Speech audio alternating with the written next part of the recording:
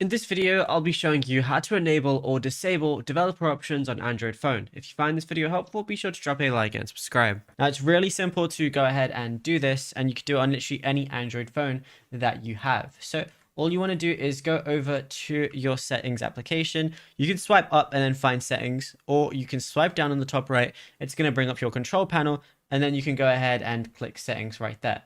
And then all you want to go ahead and do is scroll all the way to the bottom, and then you're going to see about phone as one of the options. Once you go ahead and click on about phone, you're going to see a lot of different options, and you want to look for your build number. You got to tap it 7 times. If you're on Samsung like me, like normally on any Android, you'd see it right here. If you're on Samsung though, what you're going to do is go over to software information, and then you're going to see your build number. So go ahead and tap it 7 times. And as you can see, it says you're 1 tap away from being a developer. Then you got to type in your PIN. Once you type it in, it's going to say allow development settings. These settings are intended for development use only. They can cause your device and the applications on it to break or misbehave.